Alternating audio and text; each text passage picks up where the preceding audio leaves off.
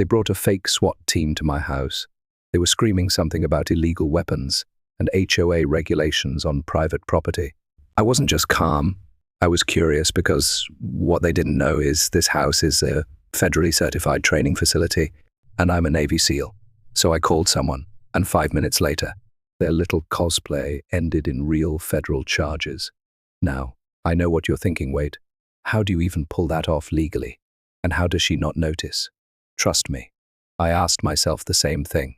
But when you've spent your adult life deployed in places where people actually try to kill you, it takes more than a middle-aged Linda in tactical yoga pants to raise your blood pressure. But rewind about 6 weeks back when things were still almost normal. That's when it all started with a mailbox. Yeah, a mailbox. The kind you can buy off Amazon. Except mine was custom built from cold-rolled steel with a locked compartment. Standard issue stuff for what I do, but apparently it looked a little too militarized for the neighborhood's unofficial aesthetic, which would be a valid complaint if we had a functioning HOA. So there I was, tightening the bolts on my new mailbox, when I heard the unmistakable sound of judgmental flip-flops slapping the sidewalk. Enter Linda, blonde bob, oversized sunglasses, holding a clipboard like she was storming the beaches of Normandy.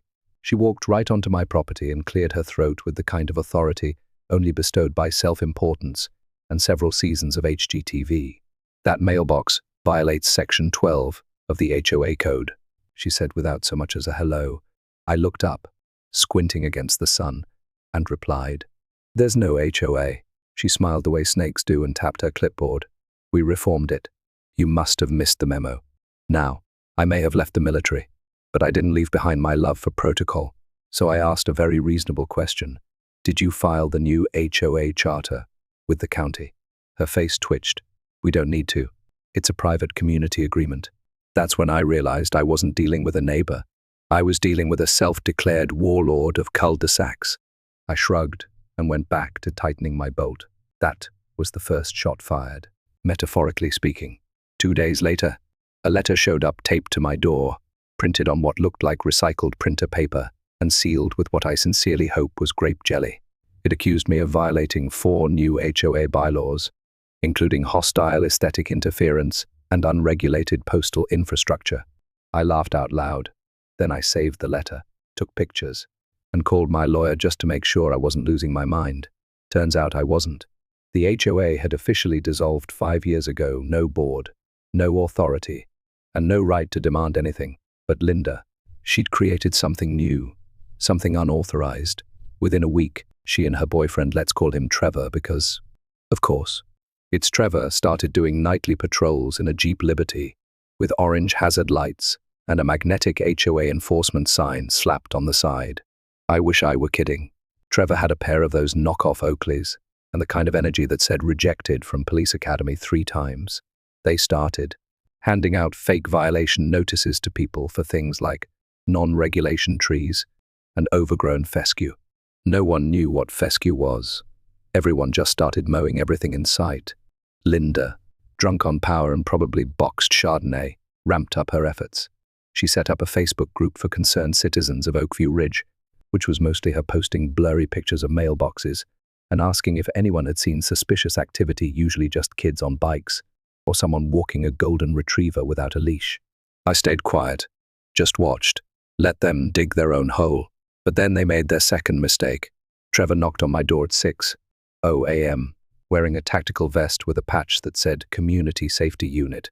He handed me a clipboard and said I was being randomly selected for a weapons inventory inspection. I stared at him for a full 5 seconds, then said, "You're trespassing on a federally certified training facility. Leave now." His face twitched. "You're not above the community, sir. This is for everyone's safety." I repeated myself. He huffed and left, but not before snapping photos of my security cameras and posting online that I was arming up for something. At this point, my neighbors were sending me screenshots like popcorn at a circus.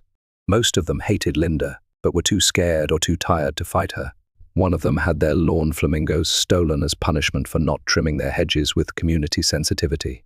So yeah, things were escalating fast. I called my buddy at the Department of Homeland Security just to give them a heads up. They confirmed my facility's classification and advised me to document everything. I started compiling a dossier. Linda had gone from mildly irritating to impersonating government authority, but she wasn't done. A few days later, I got another letter. This one was titled Final Notice of Weapons Forfeiture and signed by Linda as acting HOA commander. I'm not making this up. It ordered me to present all non-registered weapons for HOA verification and temporary confiscation. I don't know what she expected me to do, hand over a Glock and say, "Be careful, it's loaded." That's when I knew it was time to play my card, the one they didn't know I had. I waited until their compliance patrol was fully set up outside Trevor with his bullhorn, Linda in a faux military jacket. They were standing behind a folding table with zip-tie handcuffs and a cooler of Capri Sun. They were yelling, "This is your final warning. Surrender the weapons or face community sanction." I didn't move. I didn't respond. I just took out my phone, dialed one number, and said 6 words. Activate Federal Certification Clause. Code 173. Then I waited. What happened next wasn't justice, it was theatrical. But you'll want to hear how Linda tried to argue with federal agents using HOA bylaws she wrote in Comic Sans. 15 minutes after I made the call, the neighborhood was quieter than I'd ever heard it. You know that weird stillness before a summer storm rolls in? That was the vibe. Linda and Trevor were still playing pretend outside. Only now they were pacing. Trevor had holstered his bullhorn like he thought he was gearing up for a standoff. And Linda kept looking at her phone like she was waiting on backup that didn't exist. Their SWAT team, which was really just 3 guys in cargo pants and eBay vests, stood awkwardly near the cooler of Capri Suns, like they just realized they might have signed up for the wrong kind of game. I didn't even bother coming outside. I sat by my front window, sipping coffee, watching the show unfold as the sound of tires on gravel signaled the real arrival. The black SUVs didn't have sirens. They didn't need to. They slid in like sharks, quiet and smooth, stopping just short of Linda's little folding table setup. Doors opened in unison, and out stepped 4 agents, not mall cops, not hobbyists, real federal agents. The kind with actual badges and the kind of expression that says they've seen things you can't Google. The lead agent walked up to Linda without raising his voice. He just said, calmly and clearly, "Ma'am, please step away from the property and keep your hands visible." Linda, bless her deluded heart, immediately puffed up and launched into one of her prepared speeches. "This is private HOA business, sir, and I will have you know I am fully within my rights under the revised community charter to conduct inspections and safety seizures." The agent didn't flinch. He simply said, "You're impersonating federal law enforcement, conducting unauthorized activity on certified federal land, and you're about 30 seconds from getting yourself cuffed on a long list of charges." Trevor stepped forward like he was about to say something heroic, but one of the agents just flashed his badge with one hand and rested the other on his hip, right near his sidearm. Trevor stepped back so fast, he nearly tripped over the cooler. I finally opened my door and leaned against the frame, coffee still in hand. "Told you," I said, loud enough for Linda to hear. Her eyes widened, but she still wasn't done. She tried to argue. She actually said, "You have no jurisdiction here. This is HOA territory. We have our own enforcement protocol." The agent looked at her for a long moment, like he was trying to figure out if she was serious. Then he said, "You're standing on land that's registered with the Department of Defense as a certified training site. This isn't HOA jurisdiction, this is federal. You're lucky we're not treating this as an attempted breach." One of Linda's lackeys tried to slink away. He got about 10 feet before another agent stepped in front of him and said, "You're not going anywhere." Meanwhile, neighbors were peeking through blinds, filming with their phones, whispering excitedly. I saw Miss S. Edmonds from 2 houses down holding her cat and mouthing the words "finally," like she'd been waiting years for this moment. The agent started taking statements. I provided my full dossier, photos, fake notices, video footage of Trevor threatening me with HOA sanctions and civil detainment, which I'm 90% sure he made up on the spot. They took one look at the forged documents Linda had been handing out and immediately bagged them as evidence. Linda, somehow still not understanding the hole she was in. Asked if she could speak with their supervisor. The lead agent looked her dead in the eye and said, "Ma'am, I am the supervisor, and you're in very real trouble." You could practically see the gears trying to turn in her head, like she was scanning every HOA blog she'd ever read, searching for some clause or legal phrase to get her out of this. But there was nothing, no escape hatch, no bylaws to hide behind, just the cold reality that she'd crossed a line no clipboard could erase. Trevor was trying to look invisible, but the agents had already started collecting their fake badges and uniforms. One even muttered, "These look like Halloween costumes," which, honestly, was generous, the best part. The weapons forfeiture forms Linda had tried to deliver were printed in Comic Sans. No joke, Comic Sans. That little detail nearly made one of the agents laugh, and I swear I caught a smirk before he caught himself. Linda was handcuffed gently but firmly and placed into the back of an SUV. Trevor followed, quieter than I'd ever seen him. The rest of the wannabe SWAT team was detained for questioning. I watched the whole thing unfold like a live theater performance written specifically for my personal enjoyment. The agents did their job with precision and zero theatrics, which made Linda's earlier performance with the bullhorn look even more ridiculous by comparison. After the SUVs rolled away, the neighborhood slowly started to emerge. One guy came over with a six-pack as a peace offering. A few neighbors clapped. Someone asked if this meant the HOA was finally gone for good. I told them it never legally existed in the first place, and what we had was a Linda coup dressed up as a suburban regime. People started laughing nervously at first, then louder.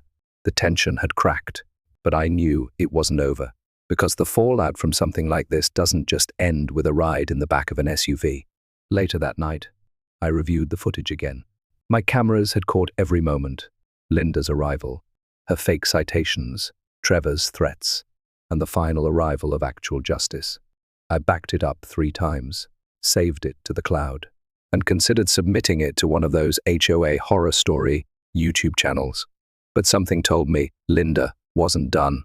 She struck me as the kind of person who believes she's the victim, no matter how deep she digs her own grave. And I was right, because just before midnight, I got an email from a new address. It wasn't threatening. It wasn't even angry. It was worse. It was smug. The subject line read, "Legal response pending." Inside was a rambling message claiming everything that happened was a misunderstanding, that she had documentation proving her right to enforce community standards, and that I had violated neighborly conduct expectations. I laughed out loud. I couldn't help it. But buried at the bottom of the email was the real gem. She wrote, "My lawyer says this could go federal. Just wait." That was the moment I realized she still didn't understand who she was dealing with. She wasn't taking on a neighbor. She was going head-to-head with a Navy SEAL trained in counterintelligence, legal compliance, and federal operations. She wanted to go federal. Fine. I could take it federal. But the next time she knocked on my door, she'd be the one who wished it had stayed a neighborhood dispute, because Linda's little game was about to escalate into a jurisdictional nightmare. And I had more than coffee and cameras on my side. I had a badge of my own, one she hadn't even seen yet. By the time the sun came up the next morning, the neighborhood had transformed from a passive-aggressive minefield of lawn signs and HOA gossip into something strangely calm. It was the kind of quiet that follows an earthquake. Like everyone was still waiting to see if there'd be an aftershock, and there would be. Because as much as I'd hoped, Linda's late-night email was her last desperate grasp at control. It turned out to be a warning shot for the second round of chaos. She didn't just hire a lawyer. She found someone just unhinged enough to buy into her homemade HOA fantasy. The guy she brought in was named Martin, but he insisted on being called community counsel. He was the type who quoted outdated legal codes in casual conversation and wore a Bluetooth earpiece, even when no one was calling. 3 days after the DHS detainment, Martin showed up at my door in a wrinkled suit, holding a manila folder. He introduced himself by saying, "You're going to regret infringing on neighborhood authority." I stared at him for a moment, then said, "You realize Linda impersonated federal officers and conducted an armed civilian raid?" "Right." He smiled like a man who just discovered the internet 2 weeks ago. "We're prepared to prove that all actions were lawful under localized community governance." I nearly closed the door on him, but part of me was curious. I let him talk. and he did for 20 straight minutes about emergent communal sovereignty, which, translated from lunatic legalese, meant Linda believed she could invent her own laws and enforce them because she printed a charter off her inkjet. I asked him one question: "Did you review the video evidence?" He replied, "Video is subjective. We're more interested in the spirit of the law." That was all I needed to hear. By the end of the week, Linda had returned not in person. She wasn't that bold yet. But through paper, she began taping laminated signs around the neighborhood on stop signs, light poles, and even my mailbox. Each one read, "Notice, ongoing legal review. Residents may be contacted regarding non-compliance." It was so vague it was laughable, but to some of the more nervous neighbors, it felt like the HOA was back, reborn like a petty phoenix from the ashes of ridiculousness. One neighbor, an older gentleman who just wanted to garden in peace, asked me if he needed to remove his wind chimes. I told him no, and reminded him the only authority Linda had was the one people gave her. The problem was, fear is persuasive, and a few neighbors, mostly the quieter, conflict-averse types, started complying again. Linda's grip wasn't strong, but it was enough to annoy me. And when I'm annoyed, I get meticulous. I called a friend of mine who works in federal property oversight and asked him a simple question: what's the fastest legal way to make it completely impossible for Linda or her fake lawyer to claim any influence over this land again? His answer was even better than I'd hoped. All I had to do was update the training certification on my property and make it active, not dormant. That meant going from registered to operational. All it took was one online form, 2 emails, and a 30-minute call with the Department of Defense contact I'd served with. 3 days later, the signs went up: federally protected training zone, unauthorized access prohibited under federal law. I didn't even need to install them myself. They were delivered and posted by a contractor with DoD clearance. Linda's HOA nonsense wasn't just dead, it was now actively illegal. That didn't stop her. She doubled down. She and Trevor, who had been eerily quiet since the DHS takedown, started hosting community meetings in her garage. I was invited once, just for a laugh. The flyer said, "Neighborhood Restoration and Order Strategy Session." I went, sat in the back, watched as Linda clicked through a PowerPoint presentation titled, "Taking Back Our Streets." Trevor was wearing a polo shirt with a stitched logo, HOA Tactical Response. It was the kind of thing you couldn't make up unless you were writing satire. Linda claimed the federal agents were part of a conspiracy to suppress suburban sovereignty. She said I was weaponizing bureaucracy against her. Then she rolled out her new plan to rebrand the HOA as a private security consultancy. Apparently, she thought if she changed the name and filed it as a watchdog group, she could get around the legal fallout. I didn't speak. I just listened, took notes.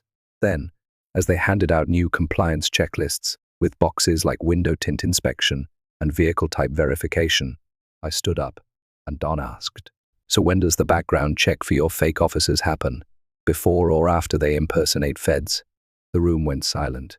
Trevor muttered something about slander, and Linda turned red. I walked out, letting the door swing shut behind me. That night, I emailed everything I saw to the same federal team that had visited before. Their response was short but beautiful: "Thank you. We're monitoring." Over the next week, things escalated quietly. Linda started getting visits from people in suits, not feds this time, but auditors, real ones. Someone had reported her for illegal non-profit activity and unregistered community enforcement. Her garage meetings stopped. Her Facebook group went private, then disappeared. Trevor removed the magnetic tactical response sign from the Jeep, and the laminated notices vanished overnight. But just when I thought it was over, a new twist hit. A man in a grey sedan showed up at my door with a letter. It was from Martin. He was filing a civil suit against me for community sabotage and reputational harm. I laughed so hard I had to sit down. The suit claimed I defamed Linda by misrepresenting her civic leadership and interfering with her vision of harmonious suburban oversight. It was 14 pages long and read like a manifesto. I could have ignored it, but instead, I called my lawyer and said, "I want to respond aggressively." We filed a countersuit. This time, I had every piece of evidence, every witness, every fake notice, and video clip. We included the footage of Trevor's patrols, Linda's weapons forfeiture letter, her meetings, even her PowerPoint slides. As the date for the hearing approached, Linda started acting differently. She no longer waved her clipboard around. Her yard looked neglected. Trevor's Jeep was parked farther down the street, and on the night before the court appearance, I saw her walking alone, carrying a stack of papers that looked suspiciously like character references. That's when I realized something had shifted. Linda, for the first time in all this, wasn't confident. She was scared. And honestly, she should have been, because I wasn't just defending myself anymore. I was making sure no one like her could pull this kind of stunt again, not in my neighborhood, not on my street, and definitely not on federal land. But it wasn't until we got to court that the real surprise happened, because Linda didn't just walk in with a folder of papers. She walked in with a new lawyer, and that lawyer, he had no idea what she'd gotten him into. The judge looked at the case file, flipped through it once, then turned to her and said, "You do understand impersonating federal officers is a felony, right?" She stammered. The room was silent, and just as the hearing began, my lawyer leaned over and whispered, "Watch this." It's about to get poetic. The courtroom was quiet in that tense, expectant where you only really feel when someone is about to get humiliated under fluorescent lighting. Linda stood there at the defendant's table, holding herself stiffly, wearing a blazer that looked like it hadn't seen sunlight since the Bush administration. Her new lawyer, some guy with slicked back hair and an overconfident smirk, clearly hadn't read the case file all the way through, or maybe he had, and he just didn't believe it. Either way, he opened strong with a long-winded speech about how Linda was a concerned citizen leader trying to restore order to a neglected community. The judge didn't even blink. He just looked down at the paperwork, then slowly raised an eyebrow and asked, "And how exactly does a citizen leader come to issue weapons forfeiture notices printed in Comic Sans?" Linda's face went red, and her lawyer looked sideways at her like he just realized his client might not be the freedom fighter she claimed to be. My lawyer calmly presented our stack of evidence: photographs, forged violation letters, video footage, and one especially damning audio clip where Linda said, "If the government won't enforce the law, I will." That one landed like a thunderclap. The judge listened to all of it, gave her lawyer one chance to respond, and then leaned forward with the kind of tone that says a legal spanking is about to be delivered. This court finds that the defendant engaged in a deliberate campaign of intimidation, impersonation, and unlawful community enforcement, including but not limited to impersonating federal officers and attempting to seize private property under fraudulent authority. You're lucky this is civil court. If this was criminal, we'd be talking about jail time. Linda wilted in her seat. She looked like she wanted to crawl under the table. Her lawyer muttered something about reconsidering representation, and the judge nodded, saying, "That would be wise. You may also want to advise your client to settle before this escalates further." We were awarded a complete injunction against her. She was legally barred from engaging in any enforcement activities, hosting meetings, distributing notices, or operating under any HOA-related title. All her documents were declared null and void. The judge also granted a formal cease and desist order that applied not just to Linda, but to Trevor, Martin, and the rest of her so-called board.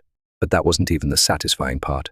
The satisfying part came later, when the court ordered community service as a way to offset the damages and wasted municipal resources her antics had caused.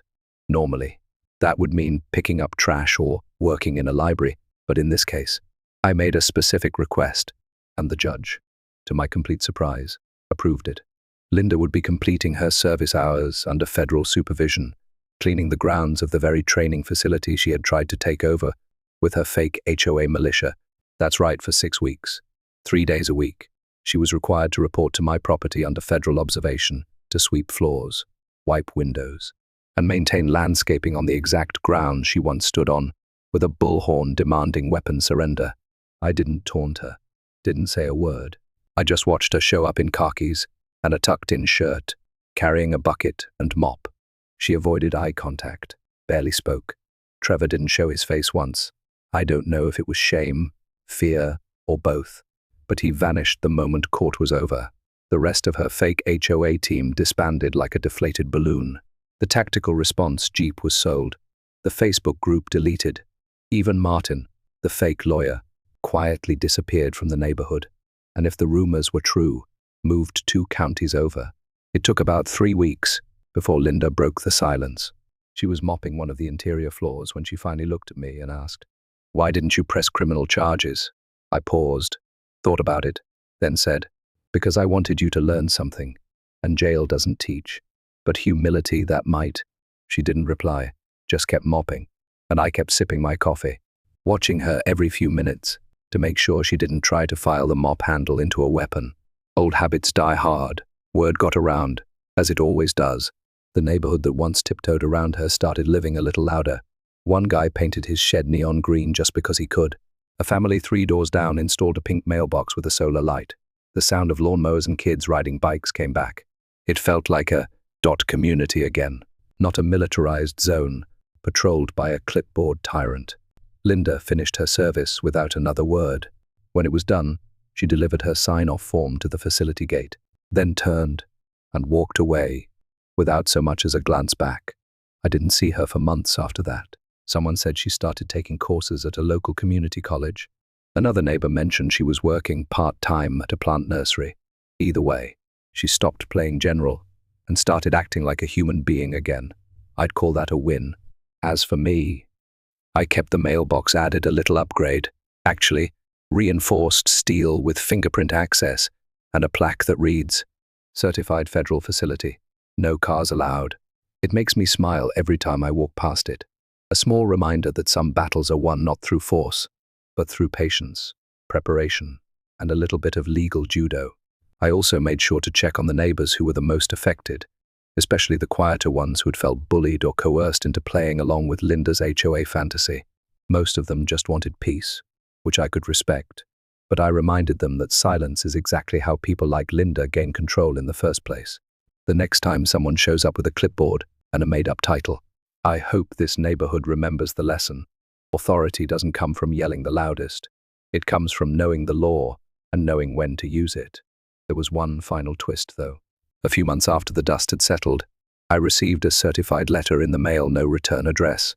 Inside was a folded piece of printer paper with a handwritten message. It read, "You were right. I went too far. I'm sorry." No name, no signature, but the handwriting was unmistakable, Linda's. I folded it back up and placed it in the bottom drawer of my desk. I didn't need a trophy, I didn't need revenge anymore. That letter was enough. The war was over. The mop was retired, and peace, real, quiet, unruly peace, had finally returned to the neighborhood. But just in case she ever forgot, I kept one of her original violation notices framed and hanging in my hallway. It's the one that read, "Unauthorized steel mailbox violates Aesthetic Code 4A. Every time I walk by it, I remember the time someone tried to take my rights with a fake badge and a bullhorn and ended up polishing my floors under federal supervision. Not every story ends with a bang. Sometimes the ending is a whisper, followed by the squeak of a freshly mopped floor.